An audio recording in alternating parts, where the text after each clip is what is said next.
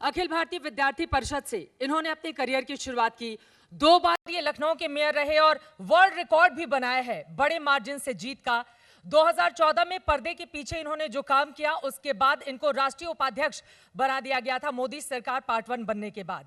और 2017 में जब योगी की सरकार बनी तो उनको अहम जिम्मेदारी देते हुए उप मुख्यमंत्री बना दिया गया। 2017 के जी मुझे सदस्यता अभियान का भी पूरे देश का जिम्मेदारी मिला था, वो भी वर्ल्ड रिकॉर्ड बना था। वो भी वर्ल्ड रिकॉर्ड। तो लगातार वर्ल्ड रिकॉर्ड आप बनाते रहे हैं, लेकिन अब की बार तो बड़ी मुश्किल है सरकार, फिर खिलेगा कमल। इस कार्यक्रम का हमने वही नाम दिया है। मैं समझता हूं कि जिस प्रकार से देश का नेतृत्व माननीय मोदी जी ने 7 वर्षों में किया है और भारतवर्ष जिस तरह से मजबूती और आर्थिक संपन्नता की ओर, साथ में एक जिसको कहना चाहिए कि सुख समृद्धि चारों ओर का जो विकास की प्रक्रिया है जो देश में चली थी, वो आज उत्तर प्रदेश में योगी जी के नेतृत्व में जो केंद्र और प्रदेश का समन्वय है अभूतपूर्व है। और उत्तर प्रदेश अपने पूरे इतिहास आज़ादी के बाद का जो है उसमें सबसे अच्छे दिनों के बीच से गुजरा है। और चारों तरफ आप आज देखें कि कोरोना का संक्रमण काल आया। कोरोना के संक्रमण काल में जब हमारे यहाँ के प्रमुख विपक्षी दल के लोग अपने घरों में बैठे, अपने चुनाव के मैदान तक में नहीं गए, जहाँ चुनाव लड़े थे वहाँ तक का नहीं गए, वो अपने घरों तक में जहाँ के रहने वाले थे नहीं गए, और अपने एक सुरक्षित जगहों पर जहाँ पर विचरण कर रहे थे घरों के अंदर एसी कमरों में बैठ के ट्वीट कर रहे थे कि वैक्सीन नकली है, वैक्सीन आएगी नहीं, वैक्सीन आई तो नुकसान हो जाएगा, वैक्सीन आई तो बीजेपी की वैक्सीन है, इसको नहीं लगाएंगे, जब सत्ता में आए लगाएंगे। दुष्प्रचार का जब चक्र चल रहा था तो बीजेपी का कार्यकर्ता अपने प्राणों की बाजी लगाकर, हमारा जनप्रतिनिधि गांव-गांव, खलिहान-खलिहान, मोहल्ले-मोहल्ले विचरण करके लोगों की रक्षा के लिए अपने आप को समर्पित कर रहा था। और ऐसे समय हमारे जो बीजेपी के पदाधिकारी थे सैकड़ों की तादाद में दिवंगत हुए। 7-7, 8-8 हमारे विधायक नहीं रहे, 3-3 मंत्री हमारे एक तरीके से अपने आप को राष्ट्र के प्रति समर्पित करते हुए दिवंगत हो गए। लेकिन बीजेपी ने सेवा ही संगठन के नाम से जनता का साथ नहीं छोड़ा। और आज जब आप देखो पूरे हमारे वहाँ पर जब खसरा आया, जब मलेरिया आया, जब हमारे वहाँ चेचक का प्रकोप आया, जब विभिन्न प्रकार की बीमारियाँ आई, तो टीका कहाँ से आया? टीका विदेशों से आया और बड़े महंगे दरों पर आया। कोई टीका भारत में आज़ादी के बाद से अपना इजाद नहीं किया। कोरोना आया, कोरोना के समय जो दुनिया चारों तरफ आतंकित भाव में घूम रही थी, तब भारतवर्ष के प्रधानमंत्री ने कहा कि हम टीका स्वयं बनाएंगे। और एक नहीं 2-2 टीके आ भी गए, सबसे दुनिया की सबसे सस्ती दर पे सबसे प्रभावी टीके आए। और हमने इसको किया, विपक्ष ने दुष्प्रचार किया और हमने काम किया। तो ये जनता देखती है कि कौन घर के अंदर था, कौन घर के बाहर था। आपकी बातों से ये बात तो साफ हो गया कि कम से कम कोरोना इस बार सबसे बड़ा मुद्दा रहने वाला है और सरकार उसको लेकर आगे बढ़ेगी। लेकिन गंगा में बहती हुई लाशें, ऑक्सीजन की वजह से दम तोड़ते हुए लोग, चाहे आगरा हो, प्रदेश का दूसरा हिस्सा हो, वहां से जिस तरह की तस्वीरें सामने आई, क्या उसने विचलित नहीं किया आप लोगों को? देखिए, जो कोरोना का संक्रमण था पूरी दुनिया में, अमेरिका ऐसा सबसे समृद्ध राज्य जो था, वो भी उसमें कई दसियों लाख लोगों की मौतें हुई हैं। हम एक मौत नहीं होनी चाहिए उत्तर प्रदेश में, इस बात के हम समर्थक हैं। लेकिन अगर आप रेशियो देखें तो कम से कम हानि पहुंचाने का जो लक्ष्य हमारा था कि कम से कम हानि पहुंचे, हम ज़्यादा से ज़्यादा लोगों को बचा सकें, उसके काफ़ी निकट हम पहुंचने में सफल हुए। आज उत्तर प्रदेश में, पूरे देश में नहीं विदेशों में चर्चा का विषय है कि उत्तर प्रदेश का जो कोरोना मैनेजमेंट था वो आज एक आदर्श, एक आइडियल बना है। आज भी घर घर मेडिकल किट बंट रही हैं। आज भी हमारे वहाँ पर 552 के आसपास ऑक्सीजन प्लांट लग चुके हैं, 275 ऑक्सीजन प्लांट काम करने लगे हैं। आज हर जिले में जब कोरोना का संक्रमण आया था तो आगरा में एक मरीज संक्रमित हुआ, मैं इंचार्ज हूँ वहाँ का, और उसको कहाँ टेस्टिंग कराई जाए, 1 साल पहले 2 मार्च को तो उसको पुणे भेजा गया था। और पुणे के बाद जब वो संक्रमित निकला तो दिल्ली में उसको भेजा गया उसके इलाज के लिए। लेकिन 1 साल के अंदर तब उत्तर प्रदेश में क्या था, केवल 3-4-5 जिले थे जहां पर वेंटिलेटर की और लेकिन आगरा से ही वो तस्वीर भी तो सामने आई थी, एक ऑटो में जब एक महिला अपने पति को अपने मुंह से ऑक्सीजन दे रही थी। आपने आगरा का जिक्र किया और हमने खुद रिपोर्ट चलाई थी मेरे सहयोगी की कि किस तरह से निवेदन करूंगा आपसे में लोगों ने दम तोड़ दिया। किसी अपवाद को लेकर किसी भी प्रदेश के बारे में कोई विचार नहीं बनाने चाहिए। 1-2 अपवाद अगर किसी त्रुटि के वश, किसी व्यक्ति की त्रुटि के वश, किसी संस्थान की त्रुटि वश अगर कहीं होता है तो वो पूरे प्रदेश का प्रदर्शन नहीं हुआ करता। पूरे प्रदेश में क्या हुआ ये महत्वपूर्ण है। लेकिन उस संस्थान के खिलाफ कार्रवाई करके कम से कम एक नजीर तो सरकार सबके खिलाफ कार्रवाई हुई है। सबके खिलाफ जो महामारी का एक्ट बना था उसमें कठोरतम कार्रवाई पूरे भारतवर्ष में अगर कहीं हुई है वो उत्तर प्रदेश में हुई है। ठीक है, आगे बढ़ते हुए चूंकि बहुत सारे मुद्दे हैं, कल अखिलेश यादव की इसी लखनऊ में खूब साइकिल दौड़ी है और उनकी ओर से कहा गया है वर्तमान में जिस तरह के हालात हैं उसके मद्देनजर पहले हम 350 सीटें जीत रहे थे, लेकिन अब लग रहा है कि हम 400 सीटें जीत जाएंगे। अच्छा है, BMW और मर्सिडीज पे चलने वाले लोग अगर साइकिल पे थोड़ी देर हाँफें और उनको लगे कि जनता ने उनको सड़क पर चलने के लिए मजबूर किया है, कुछ ही लोगों को, मैं किसी नाम, सभी राजनेता बड़े वरिष्ठ और सम्मानित हैं, मैं किसी व्यक्ति विशेष पर टिप्पणी नहीं कर रहा हूँ, मैं उन लोगों को कर रहा हूँ जो 4.5 साल तक घरों में बैठे रहते हैं। बीजेपी का आप एक दिन बता दीजिए, बीजेपी की सरकार बैठी हो, योगी जी ने एक दिन की छुट्टी ली हो, कोरोना पॉजिटिव थे, उसके बावजूद पॉजिटिव होने के बाद भी बैठक कर रहे थे, पिताजी की मृत्यु हुई, पिताजी की मृत्यु के बाद भी वो क्रिमिनेशन में नहीं गए, वो उत्तर प्रदेश के लोगों की सेवा करके उनको कैसे ठीक किया जाए उसके लिए लगे रहे। ये नेता कहाँ थे? ये जो नेता घरों में बैठकर आज विभिन्न प्रकार के लोगों का तुष्टीकरण करने का जो संकल्प कर रहे हैं, आज कुछ लोग तो रामलला का भी दर्शन जो 15-20 सालों में 25 सालों में नहीं गए थे, वो लोग भी करने के लिए आज अग्रसरित हो रहे हैं। क्यों? क्योंकि बीजेपी ने काम किया था। मैं अयोध्या से ही आ रही हूँ, 1 साल भूमि पूजन को हो गए, अयोध्या मंदिर निर्माण क्या मुद्दा बनेगा और इसको लेकर बीजेपी लोगों के बीच में जाएगी? देखिए, ये बीजेपी का मुद्दा कभी नहीं रहा, ये बीजेपी की आस्था का केंद्र रहा है। हमारे देश की राष्ट्रीयता, आध्यात्मिकता, सांस्कृतिक विरासत, ये हमारा आस्था का केंद्र है। और हमने पहले कहा था कि रग रग में कस्तूरी कुंडल बसे, मृग ढूंढत वन माए, ऐसे घट घट राम हैं दुनिया देखत नाय। हम राम को देख रहे थे, राम इस राष्ट्र का प्राण है, लेकिन विपक्ष जो है राम को काल्पनिक बता रहा था। लेकिन अब तो विपक्ष भी देखिए, कांग्रेस बीएसपी की ओर से सतीश चंद्र मिश्रा ने कहा है कि बीजेपी तो करवा नहीं रही है, इतना सुस्त काम चल रहा है, हमारी सरकार आएगी तो राम मंदिर का निर्माण हम करवाएंगे। कल अखिलेश यादव ने भी खुद अपने आप को राम भक्त बनाया, तो राम के नाम पर अब एक अलग तरह की सियासत भी देखने को मिल रही है। एक और चीज मुझे नहीं, आपको याद है कि नहीं मुझे नहीं पता, एक समय सपा और बसपा साथ में मिले थे, कह रहे थे कि मिले मुलायम काशी राम, हवा में हो गए जय श्री राम। नारा सुना था आपने? तिलक तराजू और तलवार, ये किसका नारा था? मारो जूते इनको चार। ऐसे नारे लगाने वाले अगर अपना भेष बदलेंगे तो क्या जनता उनको पहचानेगी? नहीं, जनता उनको पहचानेगी भी, और जनता ने उनको दंड भी दिया है। और जनता बार बार विभिन्न प्रकार के स्वरूपों को धारण करने के बाद नए स्वरूप में इन के प्रकार एक उद्देश्य के लिए कि सत्ता प्राप्ति के लिए हम कुछ करने के लिए भ्रमित करने का काम करें, तो जनता भ्रमित होने वाली नहीं है। आज जगह जगह जाति विशेष के सम्मेलन हो रहे हैं। क्यों सम्मेलन हो रहे हैं? अब जब जातियों का नाम ले लिया है तो आप भी तो ब्राह्मण हैं, आपको 2017 में ब्राह्मण के तौर पर आगे बढ़ाया था बीजेपी ने, कहा था कि ब्राह्मण चेहरा हमारा उप मुख्यमंत्री बनेगा। ब्राह्मणों के नाम पर एक अलग तरह की सियासत देखने को मिल रही है। मैं जाति से ब्राह्मण नहीं हूं, मैं कर्म से भी ब्राह्मण हूं और अपने आचरण से भी ब्राह्मण हूं। लेकिन ब्राह्मण का मतलब ये नहीं होता कि जिस प्रकार से लोग उसको दुष्प्रचारित करने का षड्यंत्र रच रहे हैं, जिन्होंने कहा कि एक तो नेता का विपक्ष के नाम यहाँ नहीं लेना चाहता, कहा ब्राह्मणों की चुटैया काट लो, इस प्रकार के नारे जो लोग लगाते थे, और वो आज क्या समझते हैं ब्राह्मण दिग्भ्रमित हो जाएगा। ब्राह्मण नाराज हैं बीजेपी से। ब्राह्मण राह दिखाने वाला है, ब्राह्मण दूसरों को राह दिखाता है, दूसरों से भ्रमित नहीं हुआ करता है। सबसे बड़ी पहचान उसकी उत्तर प्रदेश में यही है। और बीजेपी के बारे में एक चीज आप जान लीजिए, बीजेपी अब जातिवाद, संप्रदायवाद, क्षेत्रवाद के दायरे से उत्तर प्रदेश को निकाल चुकी है।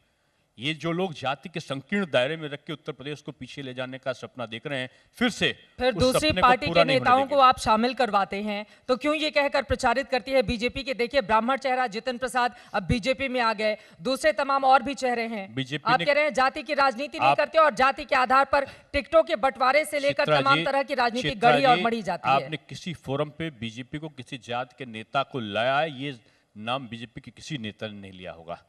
बीजेपी का नारा कभी भी जातिवाद, संप्रदायवाद, क्षेत्रवाद, भाई भतीजावाद नहीं, केवल एक ही नारा है विकासवाद का। लेकिन ब्राह्मण तो नाराज है ना कहा जा रहा है, इसी वजह से अब समाजवादी पार्टी भी, बीएसपी भी ब्राह्मण वोटरों को पक्ष में लाने की पूरी कोशिश कर रहे हैं। बड़े-बड़े ब्राह्मण उत्तर प्रदेश का ब्राह्मण बड़ा बुद्धिजीवी वर्ग है और वो दूसरों को राह दिखाने वाला है। इस तथाकथित छदम रूपी लोगों से भ्रमित होने वाला नहीं है, इनको भ्रमित करने वाला है। ये लोग पिछले बार इससे कहीं बड़ा षड्यंत्र किए थे। पिछले बार जब सपा और बसपा मिल गए थे, कांग्रेस अप्रत्यक्ष रूप में सहयोग कर रही थी, तब इन्होंने इससे बड़ा दुष्प्रचार किया था। लेकिन तब भी हमको मैक्सिमम, क्या मैं तो 100% नहीं कहूंगा, मैं तो कहूंगा कि 80-90% तक का वोट हमको मिला था, लेकिन हम जाति के नाम पे कभी वोट नहीं मांगे, हमने काम के नाम पे मांगा। और जिन ब्राह्मण की बात कर रहे हैं ना, वो देश की सांस्कृतिक विरासत का अनुपालन करने वाला व्यक्ति है, वो राष्ट्रवाद चाहता है, वो मर्यादा पुरुषोत्तम राम का भक्त और समाज के कल्याण की भावना रखने वाली आपके शब्दों से मुझे लग रहा है कि दिनेश जी सबसे बड़ा ब्राह्मण चेहरा खुद को बताना चाहते हैं। मैं बिल्कुल नहीं बताना चाहता हूं, मैं चेहरा जनता का और एक सामान्य कार्यकर्ता के रूप में रहना चाहता हूं, और मैं उस जाति को मैं बताना चाहता हूं कि वो जाति जिसके बारे में कह रहे हैं वो सबके कल्याण के लिए बात करती है। कभी ब्राह्मण को आपने, ब्राह्मण ही एक ऐसी जात है जिसने सबको आशीर्वाद दिया होगा, तो बीजेपी ने कभी जाति के आधार पर किया ही नहीं है, हम तो विकास के आधार पर कर रहे हैं। हमने क्या विकास किया ये मेरा मुद्दा है। अब हम जाति और संप्रदाय और क्षेत्र के आधार पर कभी हमने, बीजेपी ने वोट ही नहीं मांगा है। सबसे आखिर में वो 3 मुद्दे मैं पूछूंगी जिसके आधार पर आप लोग जाएंगे चुनाव में, लेकिन अब ये बताइए, अखिलेश यादव के ही शब्दों में उन्होंने कहा ब्राह्मण, दलित और मुसलमान, इनका शोषण करने का काम आपकी सरकार की ओर से किया गया है। मैं आ जाती हूं मुसलमानों पर, आपको वोट नहीं चाहिए मुसलमानों का। मुनव्वर राणा की ओर से अब कहा जा रहा है कि देखिए योगी जी अगर आ गए दोबारा से सत्ता में तो फिर मैं प्रदेश छोड़कर चला जाऊंगा। मुस्लिमों की वोट चाहिए बीजेपी को या बिल्कुल चाहिए ही नहीं? आप लोगों ने साइड कर रखा है। वो हमारे बुजुर्ग हैं और अच्छे शायर हैं, माँ पे बहुत अच्छी कविता भी कहते हैं। मुझे अफसोस होगा क्योंकि उत्तर प्रदेश में चुनाव के बाद अगर वो बाहर जा रहे होंगे तो बाहर विदाई देने के लिए मुझे जाना पड़ेगा, क्योंकि मैं उनका सम्मान करता हूँ। क्योंकि योगी जी आएंगे ही आएंगे, और अगर कोई घोषणा करेगा बाहर जाने की तो उसको जाना ही पड़ेगा। तो आप उनकी विदाई करने के लिए नहीं, मैं विदाई करना नहीं चाहता, मैं तो चाहता हूँ लखनऊ में रहें। लेकिन अगर वो खुद से कोई घोषणा करता हूँ मैं तो उनका सम्मान करता हूँ। उनकी कविता जो माँ पे सुनाते हैं तो मैं सुनता भी हूँ, लेकिन किसी के बहकावे में आकर अगर वो ऐसा बोल रहे हैं, किसके बहकावे में आ रहे हैं? तो लोग छदम रूप पे प्रचार करते हैं। अब लखनऊ की बात करते हैं, माननीय अटल जी, लखनऊ चुनाव होता था, कितना प्रतिशत मुसलमान उनको मिलता था? मैं 110 वार्ड में से मैं 106 वार्ड में जीत कर आया हूँ चुनाव। 27 वार्ड ऐसे हैं जो मुस्लिम बाहुल्य है, 27 में से 25 वार्ड में मैं चुनाव जीता हूँ। क्या अटल जी की बात कर रहे हैं? अभी मौजूदा सरकार के बारे में बताइए ना, मुस्लिमों के वोट मिलते हैं क्या? मैं मौजूदा सरकार में चुनाव महापौर का जीत के आया हूँ, 110 वार्ड में से 106 वार्ड जीत के आया हूँ। और माननीय राजनाथ सिंह जी भी चुनाव जीत के आए हैं, जो मुस्लिम बहुल वोटों का आप निकाल लीजिए क्रम, आप देखिए कितना वोट यहाँ पर मिला है। हिंदू और मुस्लिम के आधार पर पार्टी ने काम ही नहीं किया। एक आंकड़ा मैं कहूँगा आज तक बहुत अच्छा और तेज चलने वाला चैनल है, ऐसा मैं मानता हूँ। ये बिल्कुल सच है। तो उसको एक तेजी से कहिए, एक आंकलन निकाल ले। ये जो सपा बसपा और उनके समर्थक माकपा भाकपा जितने एन केन प्रकारण जितने दल हैं, इनकी विभिन्न प्रकार की सरकारों का एक आंकड़ा निकाल लीजिए और उत्तर प्रदेश की सरकार का आंकड़ा निकाल लीजिए। 4.5 वर्ष में केंद्र की और प्रदेश की सरकार का सबसे ज्यादा लाभ किस संप्रदाय को मिला है? आपको जिसकी आबादी के हिसाब से अगर 18-19% मुस्लिम आबादी है तो उससे कहीं गुना यानी 1.5 गुना से ज्यादा उसको लाभ अगर कहीं हमारी योजनाओं, चाहे वो मकान मिले हों, चाहे वो घर घर शौचालय बने हों, फिर भी भरोसे की कमी क्यों दिखती है समुदाय में? आपकी पार्टी को लेकर भरोसे की कमी क्यों दिखती है फिर मुस्लिम वर्ग में? ये मुझको लगता है कि भरोसे की कमी उन लोगों को दिखती है जो लोग मुस्लिम को चाहते हैं कि वो अनपढ़ रहे, जो वो चाहते हैं कि मुस्लिम जो है वो गरीब रहे, वो दरदोजी का ही काम करता रहे, वो पंचड़ ही बनाता रहे। ऐसा ही कांग्रेस सपा और बसपा के लोगों ने हमेशा किया है। बीजेपी आई, उसने मदरसों का मॉडर्नेशन हो, मदरसों की शिक्षा का एक अच्छी तरीके से राष्ट्रीय शिक्षा में वो शामिल हो, मुसलमान को भी पढ़ने के अवसर मिले, उनकी शिक्षा का उच्चीकरण हो। ये काम हमने क्यों किया? हमने इसलिए किया कि उनको बराबरी का दर्जा, अच्छी नौकरी और अच्छा उनको स्वरूप तब मिलेगा जब उनमें शिक्षा का प्रचार प्रसार होगा। ये काम केवल बीजेपी ने किया। अगर बीजेपी की नकारात्मक सोच होती तो ये सकारात्मक पहल क्यों करती? हमने इसलिए किया कि हम उत्तर प्रदेश को जातिवाद और संप्रदायवाद से उठाकर राष्ट्रवाद की ओर ले जाना चाहते हैं। हमारी जो सांस्कृतिक परंपरा और भारतीयता का जो पक्ष है वो अक्षुण्ण और मजबूत रहे, इसके लिए हम प्रयत्न करते हैं। उसमें लोग बोलते हैं ये तो सांप्रदायिक है। कहाँ से हम सांप्रदायिक हैं? कौन सा हमने काम किया है? आज मुसलमान को सबसे ज्यादा सुरक्षा मिली कहीं तो उत्तर प्रदेश में मिली है। एक भी सांप्रदायिक दंगा नहीं हुआ। सांप्रदायिक दंगा होते थे, आज से आप ले लिए, हर महीने कर्फ्यू लगा करता था उत्तर प्रदेश में। अब ये तो आने वाले वक्त में आंकड़े ही बताएंगे कि तमाम फायदों का लाभ बीजेपी को कितना मिलता है 2022 में। लेकिन अब आगे बढ़ते हुए, चूंकि बहुत सारे और सवाल हैं, आपने जिक्र किया कि आप जिस इलाके से आते हैं वहां पर भी मुस्लिम वोटर बहुतायत तादाद में हैं। आपने विधानसभा और लोकसभा का एक भी चुनाव अब तक नहीं लड़ा है।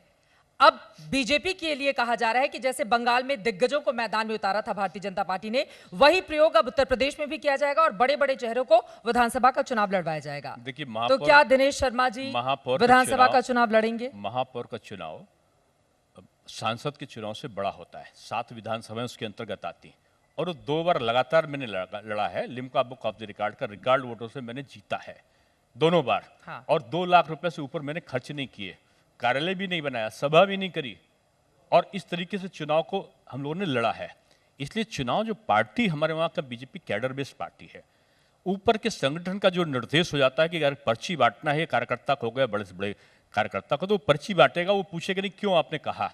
तो मतलब चुनाव लड़ेंगे आप? नहीं, हम लोग मतलब नहीं लगाया करते। हम लोग जो संगठन के निर्णय होते हैं उनका अनुपालन किया करते हैं। यही बीजेपी और कांग्रेस, सपा और बसपा में अंतर है। यहाँ आप खुद क्या चाहते हैं? आप चाहते हैं कि विधानसभा का चुनाव आप लड़े, या फिर आप चाहते हैं कि नहीं जैसे हैं वैसे ही बने? देखिए, बीजेपी के कार्यकर्ता की कोई अपनी ख्वाहिश नहीं होती। और आप अगर मेरे बारे में कर रहे हैं तो मेरी पार्टी ने मुझे भी 2027 तक के लिए विधान परिषद का सदस्य भी पार्टी ने बनाया है। पार्टी जो कहेगी वो पार्टी का हर नेता उसको मानता है। ये बीजेपी है, अनुशासन युक्त पार्टी है।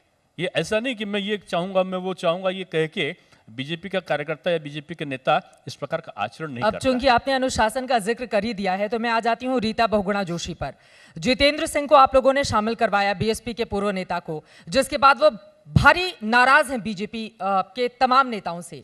उनका ये कहना है कि जिसने हमारा घर जलाया, जिसने स्वाति सिंह और उनके परिवार के खिलाफ टिप्पणी की, बीजेपी के लोग उसका इस तरह से सर झुकाकर वेलकम कर रहे हैं। देखिए, मैं इस चीज को यूं कहूंगा कि माननीय रीता जी का बयान आपने सुना है, वो प्रदेश अध्यक्ष जी से मिलेंगे, अपनी बात रखेंगे और पार्टी निश्चित रूप में सभी पक्षों की बात समझ के निर्णय लेती है। जो भी उचित निर्णय होगा पार्टी लेगी। क्या निर्णय हो सकता है? नहीं, ये तो अध्यक्ष बताएं। ये बात तो सच है ना कि उनके ऊपर आरोप लगे हैं इस बात के। हमारे अध्यक्ष जो भी पक्ष होगा उसका विश्लेषण करके जो भी गलती हो गई जितेंद्र सिंह को बीजेपी में शामिल कराना। देखिए, ये संगठन का जो है वो पक्ष है। रीता जी अपनी बात को रखेंगे, पहले उनकी वार्ता हो जाने दीजिए। वार्ता के बाद क्या निर्णय संगठन लेता है सबके सामने आ जाएगा। ठीक है, आगे बढ़ते हुए आ जाते हैं किसानों के मुद्दे पर। चूंकि किसान एक बड़ा वोट बैंक रहा है, 14 हो, 17 हो, 19 हो, आप लोगों को किसानों का पुरजोर समर्थन मिला है। लेकिन इस वक्त किसान आंदोलनरत है और राकेश टिकैत की ओर से खुलासा किया गया है कि उत्तर प्रदेश में 5 लाख किसान फर्जी हैं। कुछ डॉक्यूमेंट वो लेकर सामने आए थे, खासतौर से रामपुर और जयाप्रदा की बात करते हुए उनकी ओर से कहा गया है कि एमएसपी के नाम पर धोखाधड़ी का काम किया गया है। उनके इस बयान को लगता कैसे है देख रहे हैं कि कुछ लोग अपने भविष्य के राजनीतिक मंतव्यों के सहारे भारतीय जनता पार्टी को कटघरे में खड़ा रखने का सपना समय समय पर देखते रहे हैं। चुनाव भी लड़े कुछ नेता तथा 2 बार लड़े हैं वो, और चुनाव में मत भी जो मिले होंगे आपके सामने हैं। लेकिन मैं हर नेता का सम्मान करता हूं। मैं किसानों के बारे में कहूंगा, बीजेपी की प्राथमिकता ही किसान है। वो कहते हैं कि हमने ही मोदी सरकार बनवाने का काम किया है। नहीं, अपना चुनाव बहुत सारे लोग लड़ा होगा।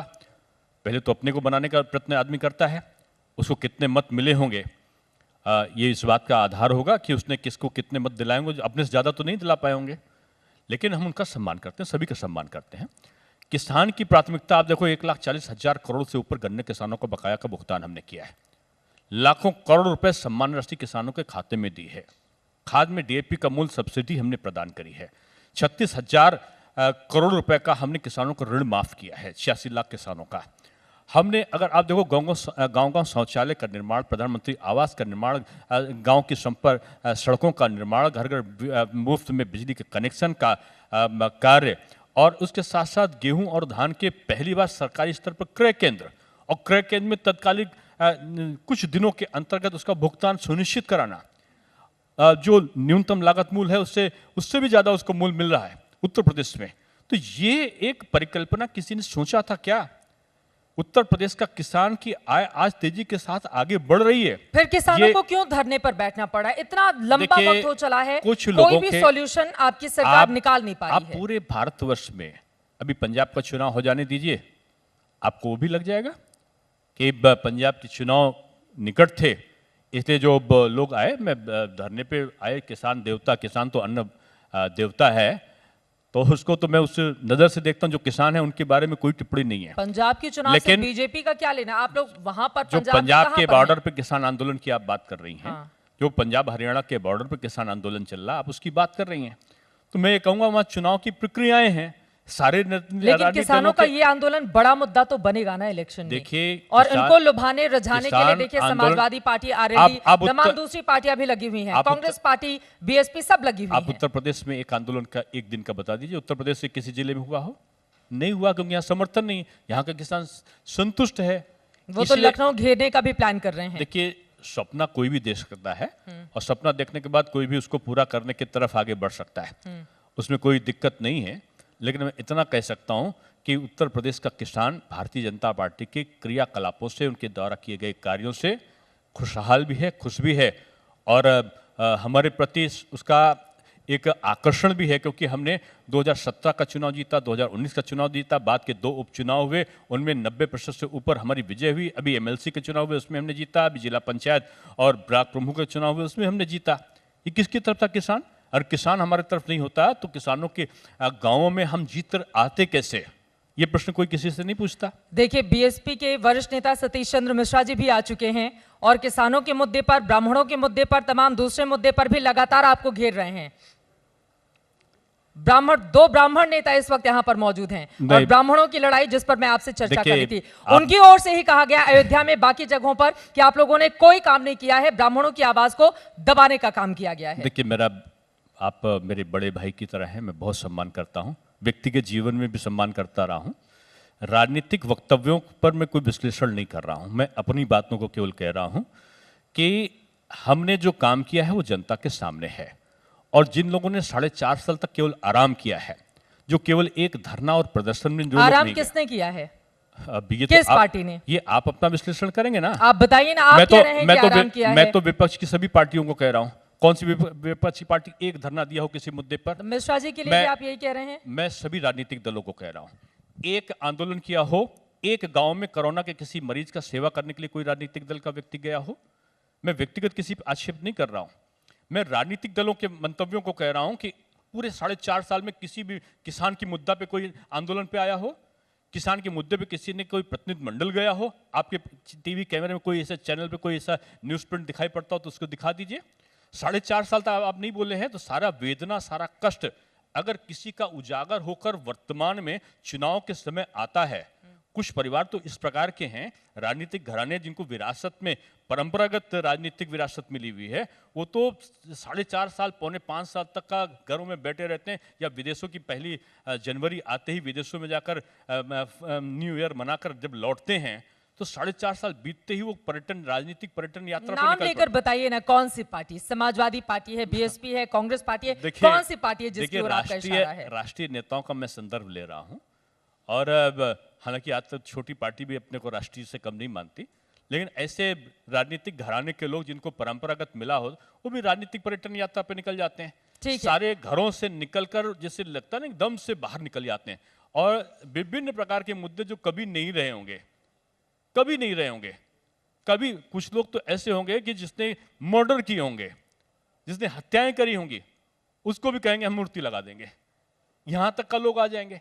कुछ लोग तो ऐसे हैं जो मुद्दे उत्तर प्रदेश में रहे नहीं होंगे। किसके लिए बोल रहे हैं आप? नहीं, मैं विपक्ष के लिए बोल रहा हूँ। विपक्ष में किसके और लिए? विपक्ष में जो भी बोला होगा उसके लिए बोल रहा हूँ।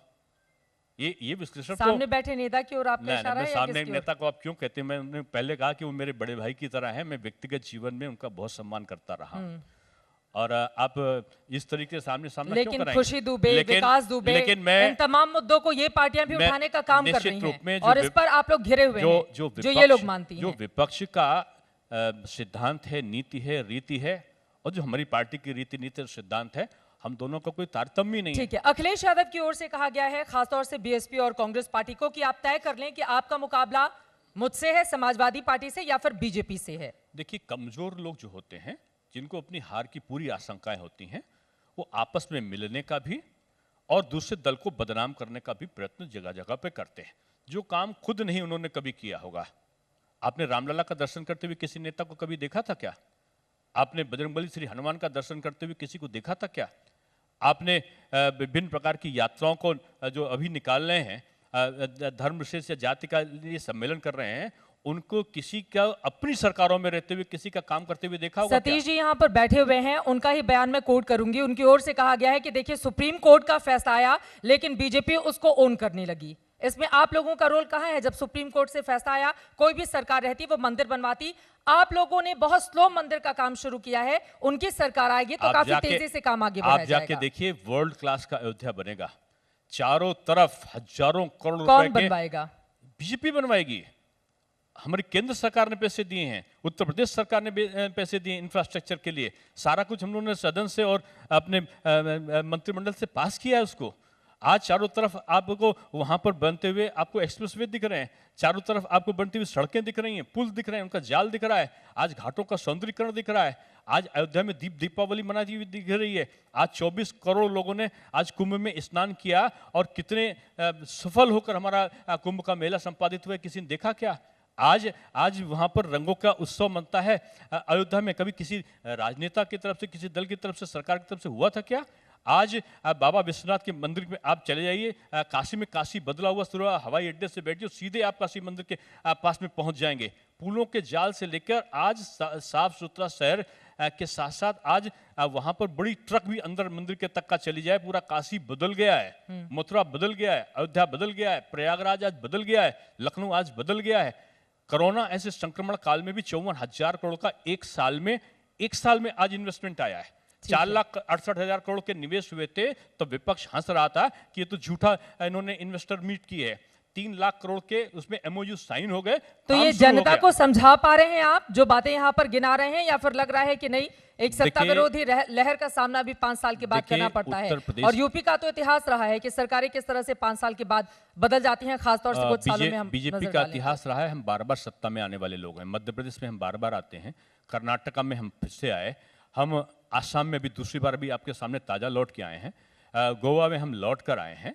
ये बीजेपी का इतिहास नहीं, ये दूसरे दलों का है, वो लौट कर नहीं आते। बीजेपी बार बार लौट कार्यक्रम के आखिरी हिस्से में है, कुछ सवाल स्टूडेंट से जुड़े हुए, चूंकि आप उप मुख्यमंत्री भी हैं लेकिन 4 अहम पोर्टफोलियो भी है आपके पास मंत्रालय।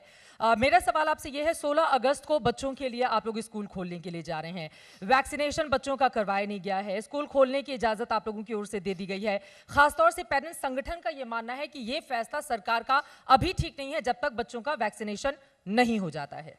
देखिए, सरकार ने दोनों तरीके की यहाँ पर डिमांड्स थी।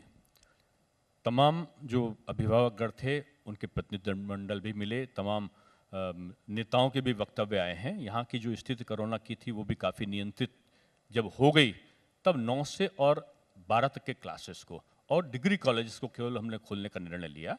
और पूरे भारतवर्ष में जहां भी विद्यालय खुले, उत्तर प्रदेश में सबसे सुरक्षित व्यवस्था हमने रखा है। लेकिन बिना वैक्सीन के बच्चों का स्कूल जाना क्या ठीक है? आप ये क्वेश्चन करेंगे, इसका जवाब तो छोटा बच्चा भी दे देगा कि वैक्सीनेशन भी बच्चों का है ही नहीं पूरे भारतवर्ष में। तो यही तो सवाल पूछा जा रहा है कि क्योंकि दूसरी लहर जो आई थी उसने पूरे देश को स्तब्ध कर दिया था।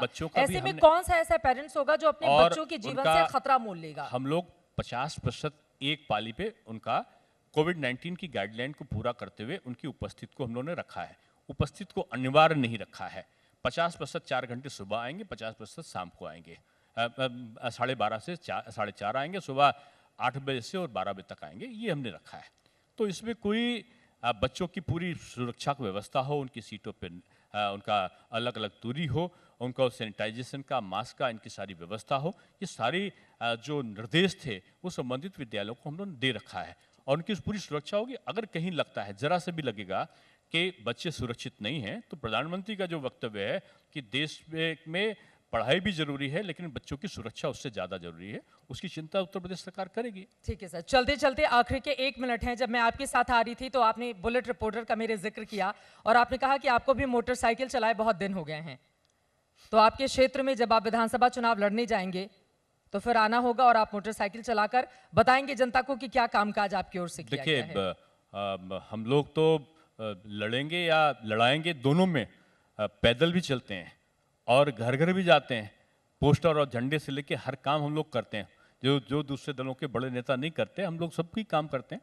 और जाहिर सी बात है, जनता के दरबार में जब आदमी जाता है तो अपने कार्यों को, अपने भविष्य की प्रस्तावना को लेके जाता है। मैं एक निवेदन करूंगा आपके माध्यम से, किसी भी राजनीतिक दल ने कोई भविष्य की प्रस्तावना नहीं रखी है। ये रखा है हम आएंगे तो इस जाति के लिए ये करेंगे, इस जाति के लिए बीजेपी ने नहीं किया, हम आएंगे तो उस जाति के लिए बीजेपी ने नहीं किया। क्या जाति के आधार पर उत्तर प्रदेश चलेगा? क्या संप्रदाय के आधार पर उत्तर प्रदेश चलेगा? या विचारों के आधार पर, विकास की अवधारणा के आधार पर उत्तर प्रदेश एक आर्थिक समृद्धि का प्रदेश बने, उत्तर प्रदेश में सबको रोजगार मिले। 4.5 लाख नौकरी दे चुके हैं, 5 लाख का दिसंबर तक हम पूरा कर देंगे। करोड़ों की तादाद पे हमने उद्योगों के अंतर्गत अप्रत्यक्ष रूप में रोजगार सृजित किए हैं। स्टार्टअप से 5 लाख दिए हैं, जो निजी क्षेत्र में है कई लाख नौकरियां हमने दी हैं। तो ये एक रोजगारों का प्रदेश बनाया है, निवेशों का प्रदेश बनाया है। कल अमेरिका के डेलीगेशन अगर आपने देखा होगा, मुझसे मिलने आया था, और उसने उत्तर प्रदेश के साथ संबंधों को कहा कि नोएडा को और आगरा को हम सिस्टर सिटी बनाना चाहते हैं। नोएडा को देखकर आके वो कह रहे थे इतनी जल्दी कोई डेवलप हो जाएगा, इसकी मैंने कल्पना नहीं की थी। आज मोबाइल बनता है उत्तर प्रदेश, जो भारतवर्ष में 54% उत्तर प्रदेश में बन रहा है। तो ये तमाम मुद्दे आपको वोट दिलवाएंगे। चलते चलते एक लाइन में सर, देखिए, बीजेपी सत्ता पर काबिज होना वोट के लिए कोई काम नहीं करती। हम सत्ता में आए थे, तत्काल हमने किसानों का ऋण माफ कर दिया था। तब चुनाव कहाँ थे? हम चुनाव की दृष्टि से कोई काम ही नहीं करते। हम तो उत्तर प्रदेश मजबूत हो और एक खुशहाल प्रदेश बने, इसके लिए काम लेकिन चुनाव के ठीक पहले जब ओबीसी नीट में आरक्षण इस तरह से दिए जाएंगे, 10% ईबीसी को भी अपने पक्ष में लाने की कोशिश की जाएगी, तो सवाल तो आपसे पूछे ही जाएंगे। फिलहाल बहुत शुक्रिया दिनेश जी, आप हमारे इस पंचायत आज तक का हिस्सा बने और बेबाकी से आपने तमाम बातें कही। 312 सीटें 403 में से जीती थी भारतीय जनता पार्टी ने 2017 में, लेकिन अब की बार क्या पार पा जाएगी सरकार या मुश्किल होगी सरकार, इस पर लगातार हमारी नजर बनी रहेगी। फिर से मिलेंगे, रिकॉर्ड टूटेगा पिछला, ये आपको मैं बता रहा हूँ। बहुत धन्यवाद।